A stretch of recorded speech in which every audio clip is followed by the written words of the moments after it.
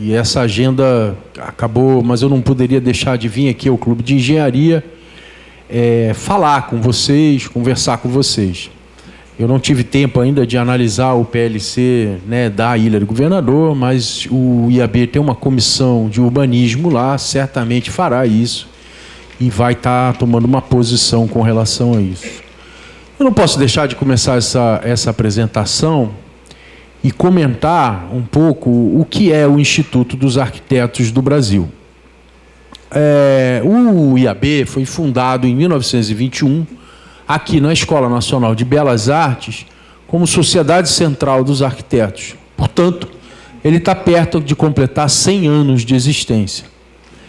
E desde a sua fundação, o IAB defende a ideia de que projetos de interesse público, de relevância pública, sejam contratados por concurso de projeto, né? Por que isso? Isso aumenta muito a transparência daquilo que a gente vai fazer. E aí, nesse sentido, eu não quero ser professoral na casa dos engenheiros, mas acho que é importante a gente falar algumas banalidades, né? O que é plano e o que é projeto. E por que a gente faz essas coisas? A gente faz isso para a gente não começar fazendo. Antes de fazer, a gente pensa o que a gente vai fazer. E as atividades de plano e projeto, que são tão constituidoras do arquiteto, na sua forma de pensar, na sua forma de agir, as escolas de arquitetura, de uma maneira geral, estão formadas na sua espinha dorsal por projeto 1, 2, 3, planejamento 1, 2, 3, 4, 5, né? Enfim, ad infinito, é que a atividade de planejar e projetar é exatamente aquilo que possibilita a democratização da sociedade daquilo que a gente vai fazer. Eu posso levantar as hipóteses mais loucas do mundo para fazer um projeto, nas suas fases iniciais, mas eu preciso interagir com o conjunto da sociedade e buscar não o consenso, mas um pacto em torno de ações que nós achamos relevantes e outras que nós podemos deixar para mais tarde, para depois. Eu dou um exemplo muito claro, que talvez esse papo meu está um pouco abstrato. Mas o governo do Estado do Rio de Janeiro está construindo uma linha do metrô até a Barra da Tijuca, no Jardim Oceânico, né?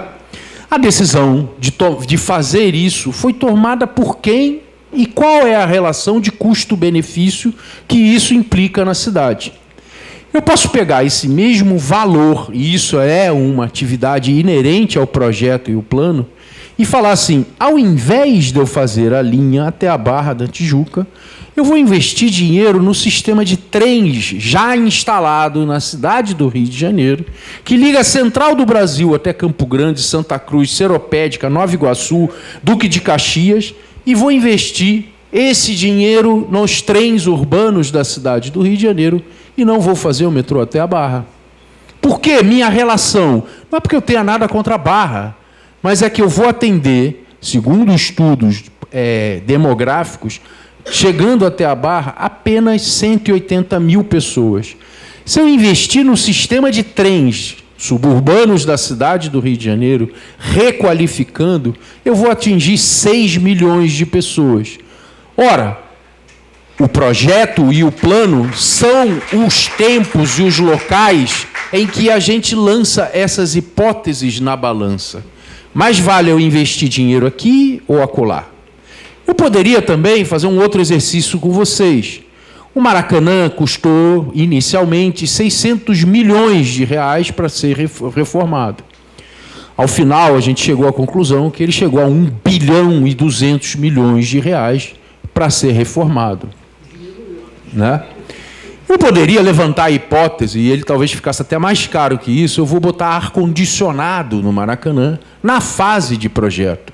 E provavelmente eu seria, não tem sentido, porque a relação custo-benefício disso que você está propondo não nos interessa, não queremos ar-condicionado no Maracanã. Mas reparem o seguinte, a nossa sociedade, e nós, sociedade civil, discutimos muito pouco o projeto do Maracanã em si. Nós discutimos os valores apenas. De uma maneira geral, né, os engenheiros todos, e pelo menos os engenheiros que eu conversei, falavam comigo: a estrutura da cobertura do Maracanã, ela é uma estrutura inviável que deveria ser trocada. Grande parte do aditivo da obra, que foi usado como argumento para ser aditado à obra do Maracanã, veio da troca, da demolição daquela cobertura e troca por uma estrutura mais leve. Coisa que parece que a nossa inteligência estrutural já sabia de muito tempo. Ora, o que é isso, gente? É falta de transparência. Falta de transparência nas ações governamentais que não querem que o projeto de cidade que nós estamos construindo seja compartilhado, seja discutido anteriormente.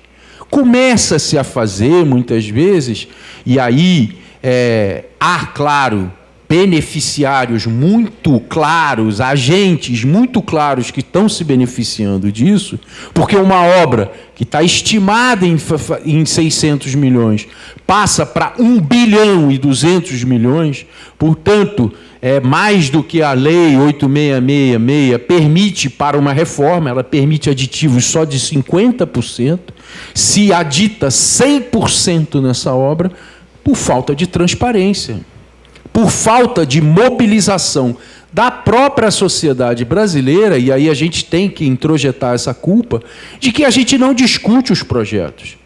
Discutir o projeto significa, mas peraí, como é que vai ficar o Maracanã? Por onde eu vou acessar? Onde é que vão estar os bares? Como é que é isso? Deixa eu ver o desenho do Maracanã antes de vocês começarem a construir. Ora, é claro para mim, e acho que a gente precisa começar a pensar sobre isso, por que existe o Petrolão, por que existe uma série de coisas, é porque nós não somos uma sociedade que privilegia planejar e projetar com antecedência antes de fazer. Os governantes têm uma ansiedade muito grande e fazem assim, entrega para uma empreiteira, ela vai botar um tapume de obra e a sociedade vai... Ih, a obra começou. Bacana. Começou, mas não tem projeto, mas não sabe se o que vai fazer, não tem a sondagem, não sabe o volume de terraplanagem. Ora, isso dá no que está dando. Eu não tenho a menor dúvida. Projeto e planejamento são coisas que ampliam a transparência da sociedade. E isso é muito importante da gente pensar e refletir sobre isso.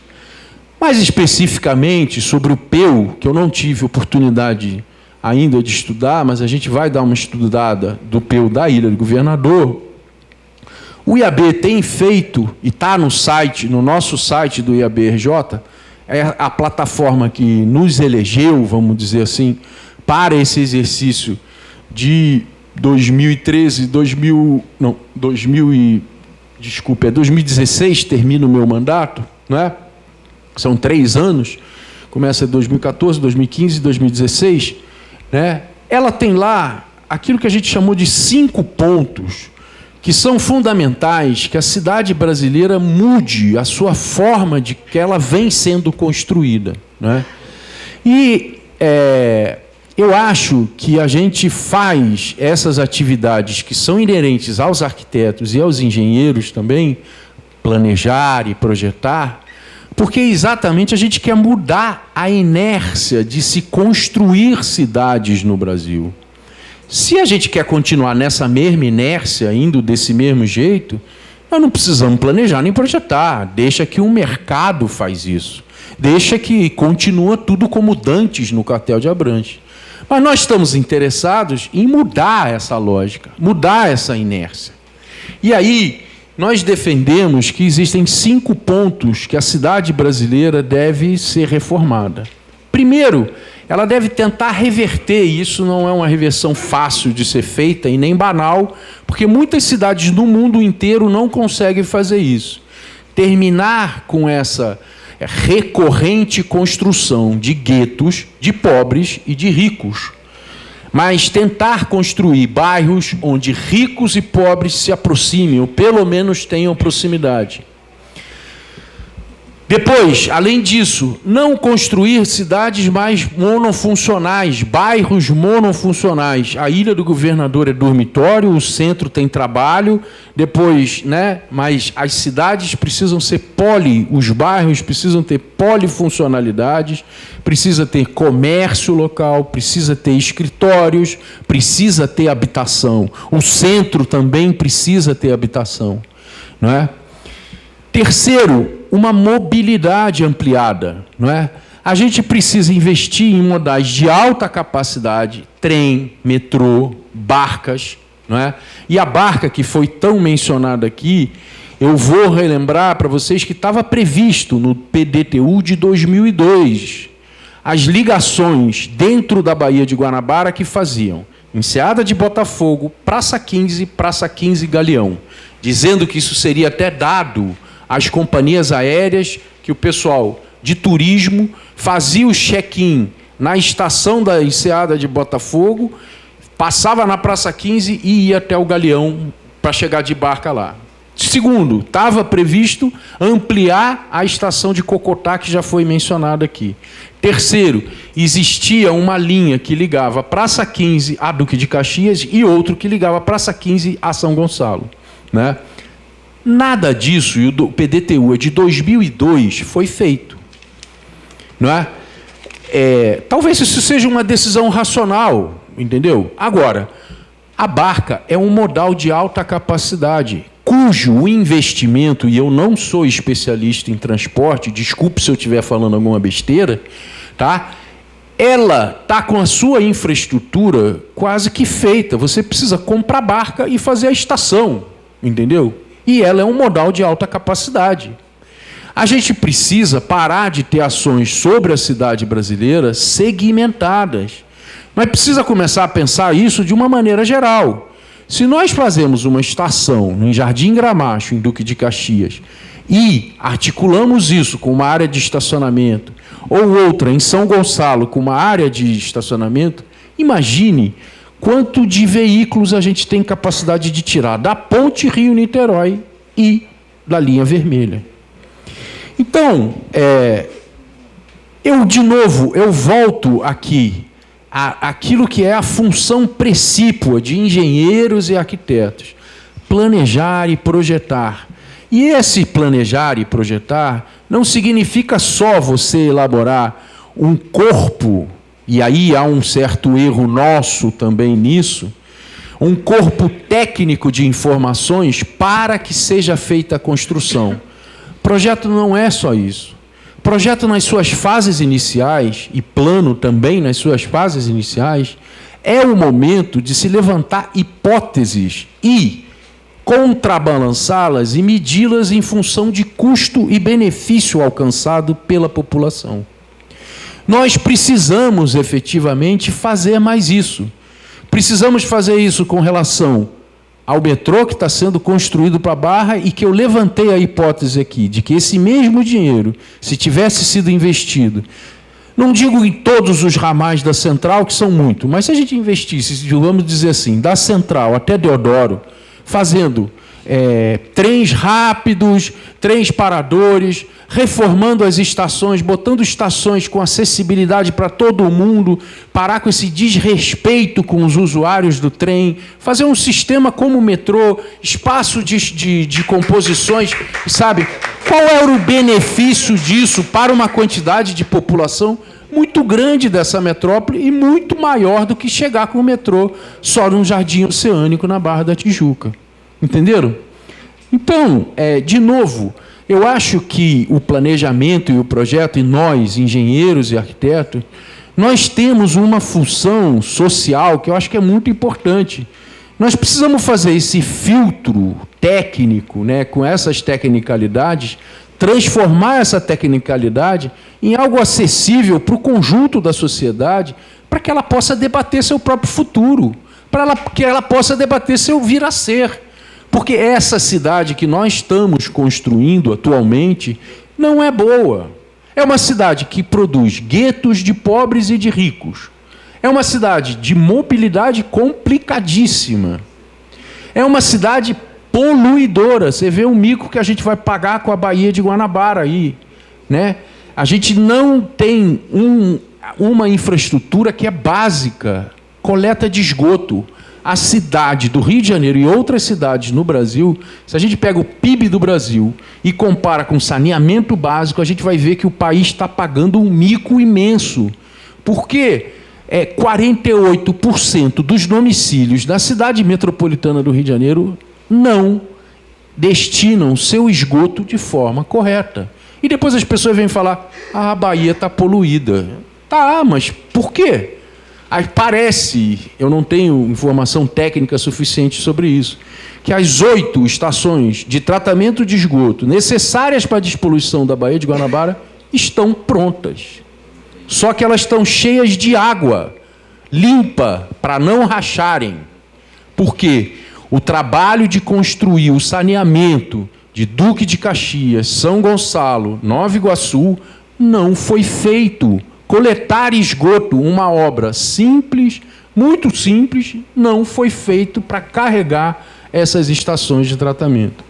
De novo, a gente vê que o projeto ou o plano de cidade, ele precisa ganhar essa permeabilidade social para que a sociedade tenha consciência daquilo que ela está construindo para si mesmo. Eu acho que isso é muito importante. Nós não podemos ter mais uma lógica de exclusão a partir do espaço. E o espaço que eu estou dizendo é o espaço da cidade. Nós precisamos ter uma cidade que inclua, que faça com que uma pessoa em Campo Grande, Santa Cruz, Seropédica, não é? Chegue no centro do Rio de Janeiro em 40 minutos, ou que ela tenha emprego perto de onde mora. Vocês estão entendendo?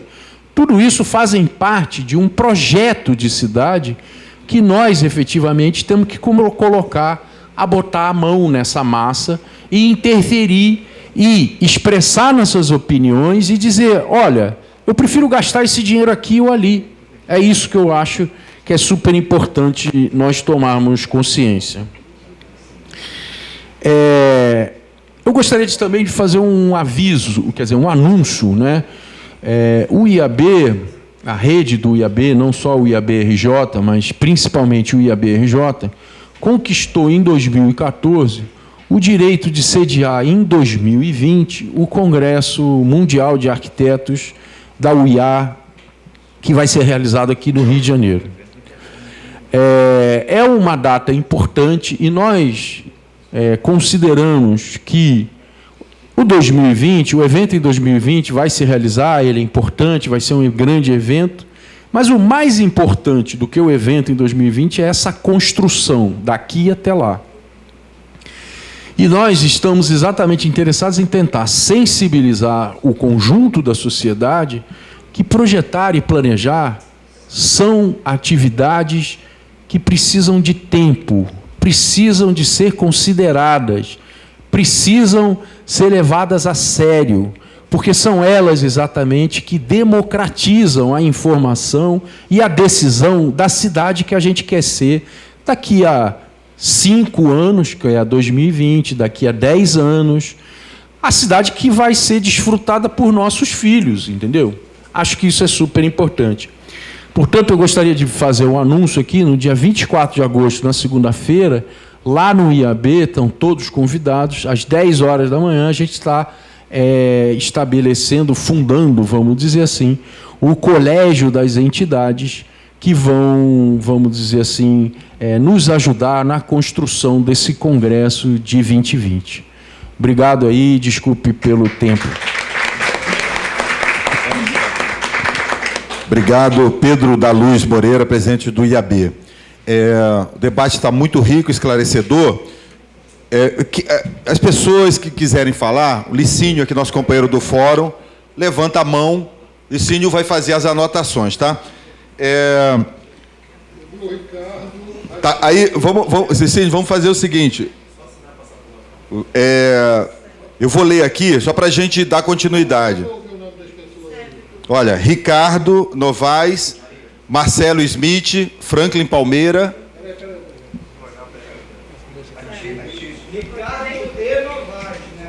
Não, Ricardo Novaes e o Novaes. É. Só um segundo. Franklin, Seve.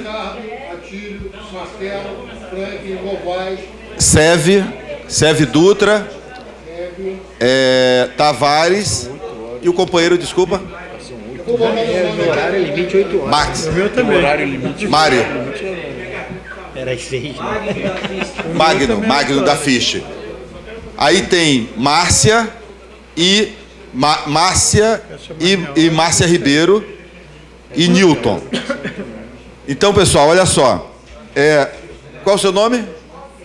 Rosana. Sidney, eu